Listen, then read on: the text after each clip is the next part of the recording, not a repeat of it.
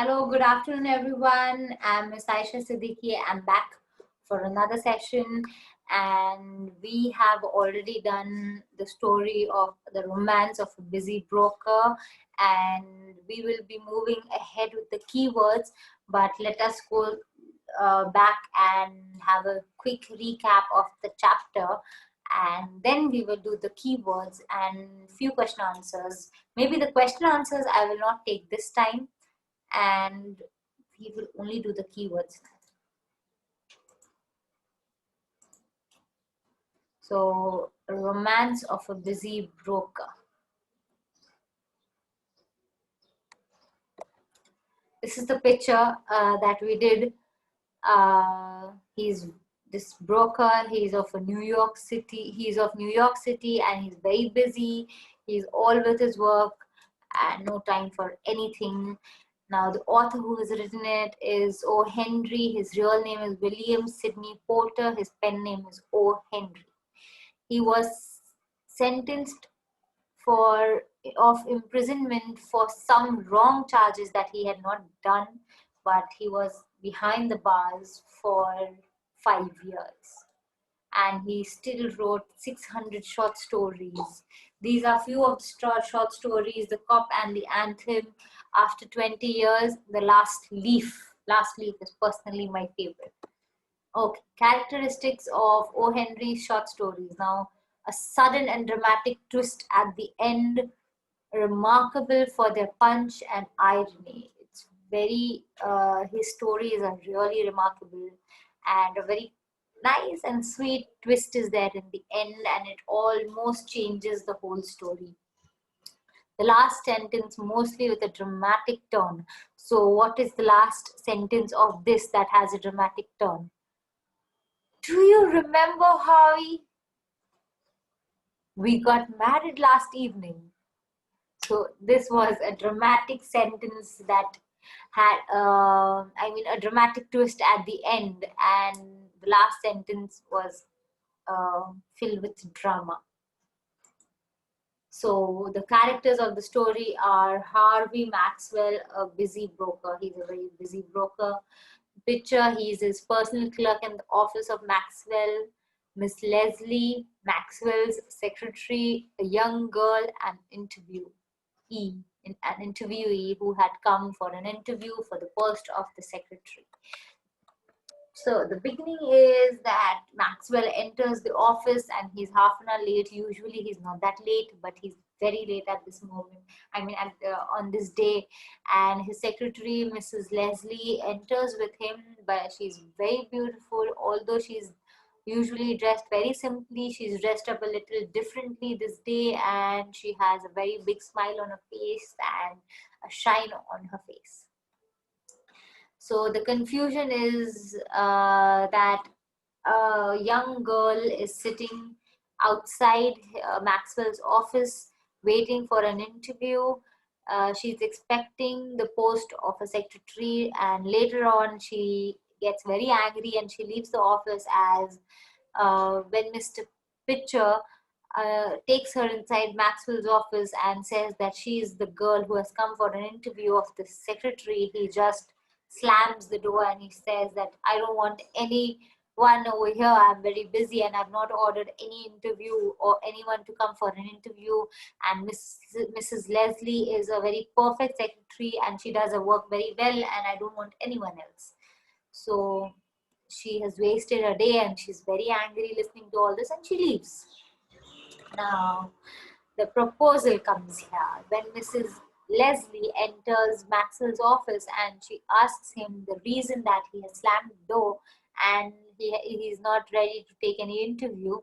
So there the proposal comes. He looks up at her and he's amazed at her beauty, and he says that I want to marry you. I love you. So there comes the turning point in the end, and she says that this old business has driven everything else out of your head. Now that means that you are so busy with your work, with your business, that you don't remember anything. And she says, you don't remember, Harvey? We were married. We just got married last evening. So That dot dot dot is the last dramatic sentence of the story. Harvey Maxwell, a workaholic person. Yes, he is a workaholic person. Next comes a forgetful person. Now, these are personal questions asked. You can answer it in your manner, in your own words. A romantic person, uh-oh. Here, there'll be different opinions from different people. Mrs. Leslie, a loving wife, yes, she is. A caring employee, yes. A forgiving wife, yes. Now, picture an obedient employee. Yes, he is an obedient employee, and he is a keen observer as he observes that Mr. Maxwell is half an hour late, and also Mrs. Leslie is looking very different and happy today. These were some personal questions, and let's move forward to the list of difficult words. It is not difficult words actually. There are some meanings that I have taken. So broker, if you all don't know who's a broker is a stock, he's also called a stockbroker, a person who trades in shares at the stock market. So he takes care of, he has to have, a broker has to have all knowledge of business and of the share market, where it is increasing and where it is falling. So a broker is he's very busy with all these. He has to have all the updates of business and new news and all. So he is very busy with papers and documents.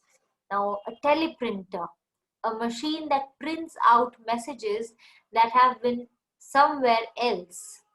So I just told you the story. When Mr. Maxwell is busy reading all the papers and documents, there is a small little machine at the side of his table, and there's continuously papers coming out from there. Now, what are these papers that is coming out from this teleprinter?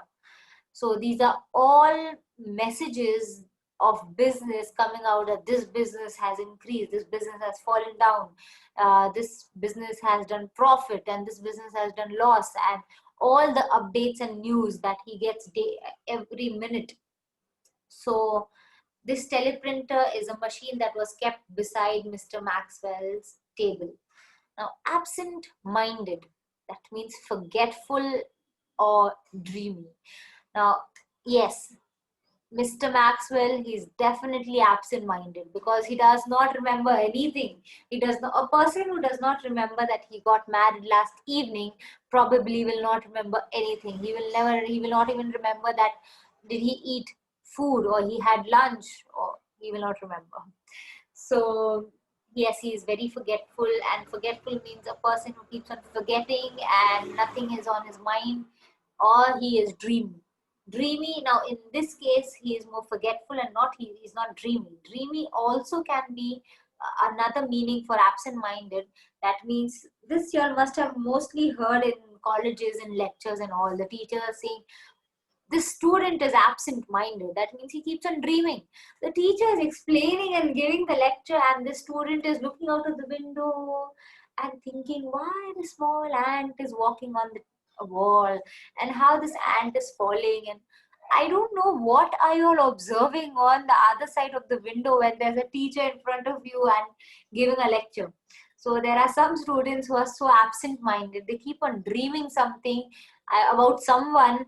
They just close their eyes. They're sitting, yeah, they are physically sitting in the classroom, but they're mentally somewhere else with someone else. Or they're simply looking out on the trees and the nature and thinking of silly things, why this is happening, and some imaginary things. And no, they just don't want to listen to the lecture, and that is the reason they are all creating those imaginations. Yes, imaginations are very important. You should imagine and have a creative mind, but that doesn't mean on the cost of your lecture or something that you are going to gain knowledge from it. So you can sit and imagine whenever you have your free time, draw, enjoy, listen to music, do whatever you love. But when you're listening to a lecture, yes, be free. You should keep your full attention on the lecture. Once it is done, do whatever you want, right? But there are some students who are so absent-minded, they sit and dream about something. I don't know what. So let's move forward. Lilac. Now, lilac is a kind of flower, either white or purple. It comes in a white, in white color or it comes in purple color with a very sweet smell that grows in bunches. So it does not grow one flower like rose or something. It mostly grows in a bunch, like. And it is lilac here is carried by, in this story, is carried by Mrs. Leslie, and she wears a small little hat on top, and there's a flower attached on her hat. So it is the flower lilac. Now, clutched is grabbed or hold something tightly. So when you're, or if I'm holding this bottle over here, so I will say I clutched the bottle here.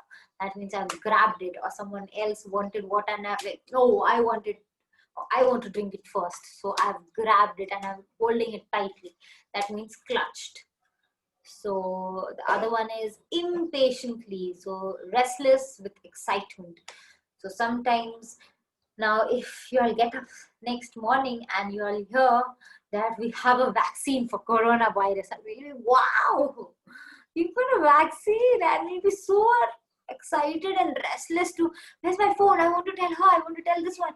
By the time you got up late in the morning, everyone have heard that news, but you are so impatient to tell everyone and you want your phone. So that is called impatient. So restless to do something and you're excited about something, that's called impatient. So I am impatiently waiting for the vaccine to come. So I'm restlessly waiting for the vaccine to come.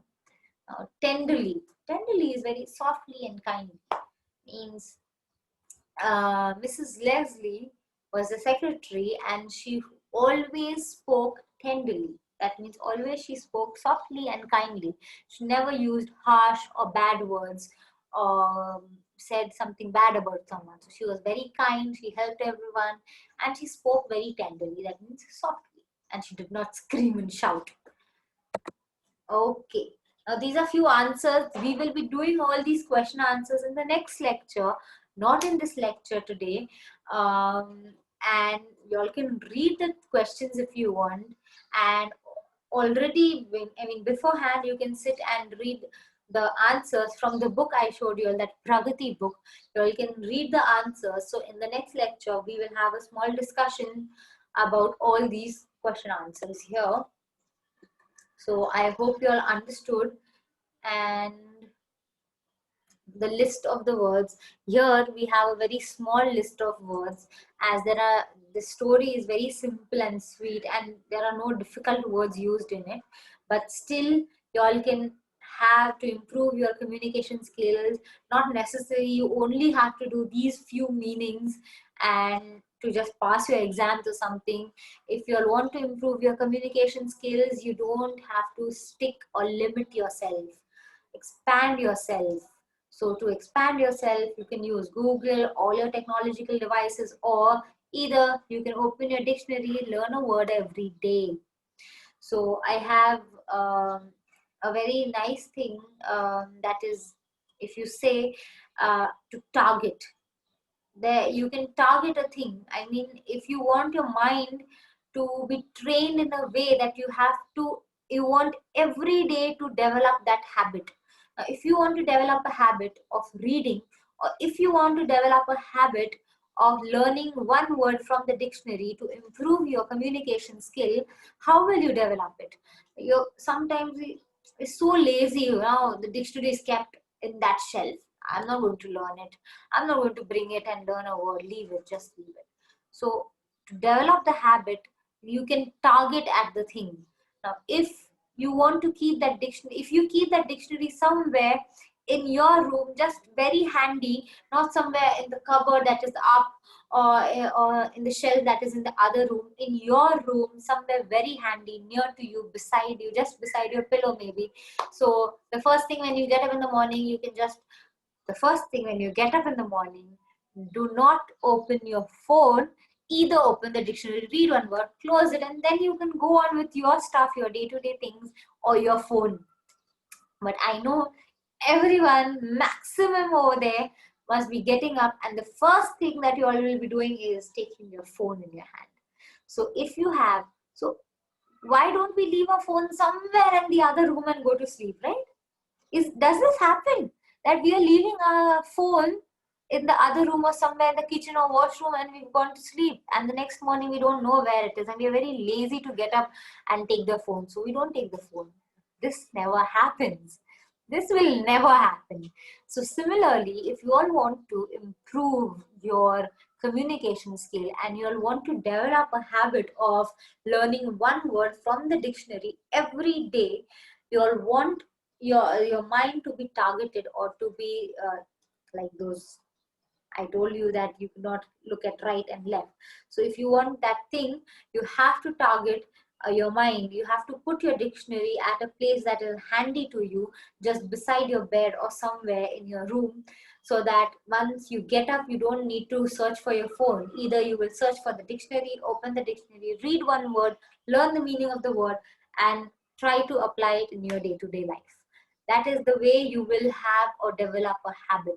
Not even a habit of, I'm not saying the habit of reading only or learning a word. You can develop any other habit. Now, if a person who wants to lose weight, or he wants to start working out, and he's feeling very lazy, and he thinks, from tomorrow I'll work out, or day after I'll work out, and I'm very bored. So how will you start working out? You can get your jogging shoes, keep it right next to your bed or somewhere a little far from your bed. I mean, when you get up, you will look at it. So every day, once you look at it, you will feel, okay, my shoes are here. Let's go and jog. Come on, let's go and have a jog. So yes, your mind will trigger you. It will target you, and that is the reason you will get up and you will go and work out. So to develop any habit, you have to create that. Bring that thing in front of you every day. Keep it handy to you. Do not keep it somewhere in some cupboard behind somewhere, so that you don't get up and look at it every day. So I hope you all like my video and understood and learned little from it at least. Thank you so much. We'll be meeting in the next session, where we'll be discussing question answers of the same chapter. And later on, after the question answers, we will move forward with the grammar topics. In this lesson, we have few grammar topics, not one and two. Maybe there are few more, but very interesting. Little by little, step by step, we are getting towards a higher level of grammar. And let's see if you all keep watching the video, you all will learn the grammar topics as well. Thank you so much. Have a nice day.